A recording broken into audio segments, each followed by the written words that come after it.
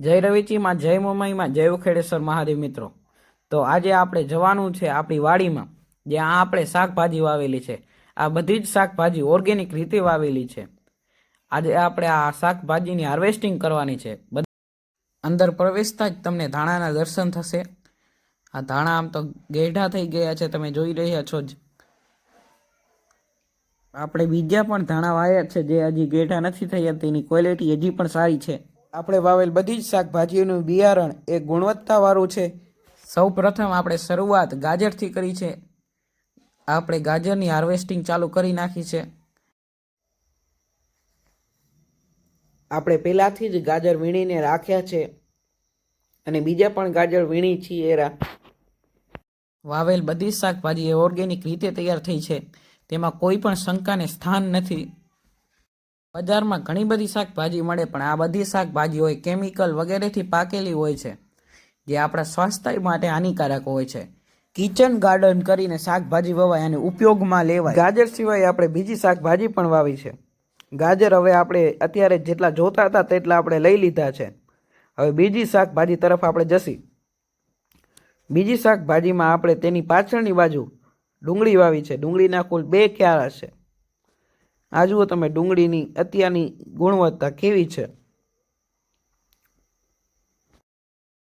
ડુંગળીના પાછળના કેરામાં આપણે ડાંકો વાવ્યો છે। હવે આપણે સૌથી છેલ્લા ક્યારામાં મૂળાના હાર્વેસ્ટિંગ માટે જશું। મૂળા આપણે સૌથી છેલ્લે વાવ્યા છે અને તેના 2 જ ક્યારા છે। મૂળા આપણે એકદમ મોટા થઈ ગયા છે કે તે જેવો ઉખેડી શકાય તેવા છે।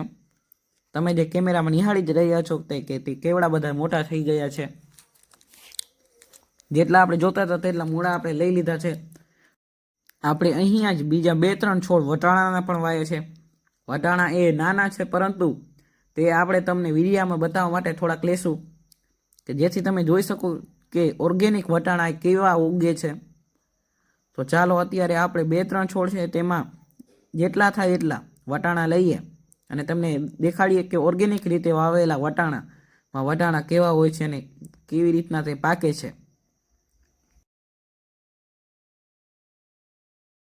તમે જે છોડ જોઈ રહ્યા છો તે વટાણાનો છોડ છે।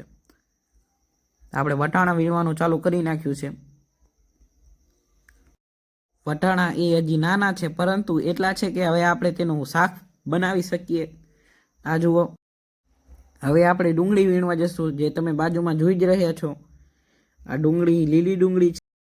4-5 જેટલી ડુંગળીઓ આપણે વીણી લીધી છે અને હવે આ ડુંગળી આપણે આપણી ડોલમાં રાખી દઈશું અને આ ડુંગળી લઈને આપણે હવે ડોલમાં, આ ધાણાને લઈને તેને ડોલમાં નાખીશું અને હવે આપણે પાલક વીણવા જશું, જે શરૂઆતના ક્યારામાં જ આવેલી છે। આ પાલક 2 કેરા। આ જુઓ તમે ધાણા। જ્યારે તમે ઓર્ગેનિક રીતે વાવેલા ધાણાની નજીક જાઓ છો અથવા તો તમે તેને વીણો છો, ત્યારે તેમાંથી ખૂબ જ મસ્ત એવી સુગંધ આવે છે। તમે પાલકની ગુણવત્તા જોઈ રહ્યા છો કે પાલક એ ઓર્ગેનિક રીતે વાવેલી હોય તે કેવી લાગે છે। આ એ જ પાલક છે કે જે પોટેશિયમથી ભરપૂર હોય છે। તમે તેની ગુણવત્તા જોઈ રહ્યા છો કે તેની ગુણવત્તા કેવી હોય છે। તેને ડોલમાં નાખીને અને બધી જ શાકભાજીઓને હવે લઈને આપણે બીજી જગ્યાએ જશું, કે જ્યાં આપણે બીજું બધું બકાલું વાવ્યું છે। આ જગ્યાએ આપણે પાટિયા તરીકે બધું, જેમાં સૌથી પહેલા પાટિયામાં ટાંકો, મેથી, રીંગણા વગેરે વાયા છે।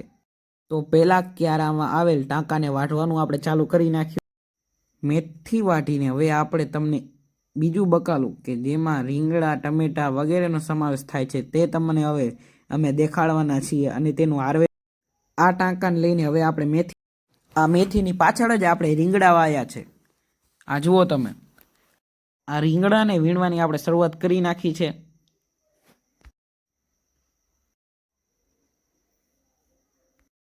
હવે આપણે જવાનું છે બાજુના ક્યારામાં। આપણે 2 ક્યારામાં ટમેટા જ વાયા છે। ટમેટા આપણે સારા ગોતીને તેને આપણે વીણવાની શરૂઆત કરી નાખી છે। આ જુઓ તમે આપણે વાવેલી શાકભાજીનો વ્યૂ, કે તે ઊંચેથી જોતા કેવી લાગે છે।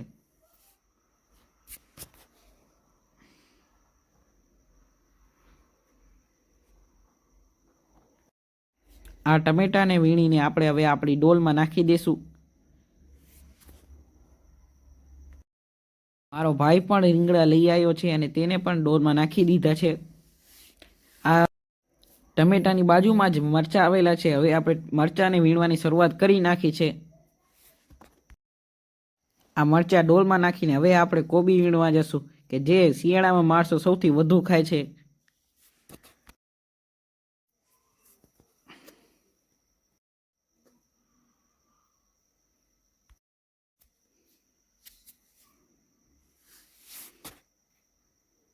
આપણે આ જ ક્યારામાં ફુલાવર ને કોબી હજુ પણ વાવી હતી, પણ તે આપણે વીણી નાખી છે. આ બધું જ બકાલું લઈને હવે આપણે જશું આ બકાલાને તમને દેખાડવા માટે કે આપણે કયું કયું બકાલું લીધું છે. તો હવે આપણે જશું આપણી ઝૂંપડીએ. તમે આ ઝૂંપડી આપણા અલગ અલગ વિડીયોમાં જોઈ જશે. અમે તમને થાળીમાં પાથરીને અલગ અલગ બકાલો તમને દેખાડશું અને તે તમને જોવાની પણ મજા આવશે. તો હવે આપણે બકાલું રાખી દીધું છે અને હવે આપણે પાથરશું થાળી. આ થાળીમાં હવે આપણે સૌથી પ્રથમ નાખશું આપણે કોબી કે જે આપણે વીણી હતી, પછી ટમેટા. આમ જ આપણે આગળ જતા જશું. ટમેટા પછી રીંગણા અને તેની બાજુમાં પણ આપણે બીજું બકાલું નાખવાનું છે. બીજી થાળીમાં આપણે સૌ પ્રથમ નાખી દીધી છે મેથી. આ મેથીને નાખ્યા બાદ આપણે વીણેલ ટાંકાને નાખવાનો છે. આ ટાંકાને નાખીને તેની બાજુની થાળીમાં સૌ પ્રથમ આપણે પાલક નાખવાનો છે. આપણે પાલક વીણી લીધો છે. આ પાલકને થાળીમાં નાખ્યા બાદ તેની બાજુની થાળીમાં આપણે નાખવાની છે ધાણા. આ જુઓ તમે ધાણા.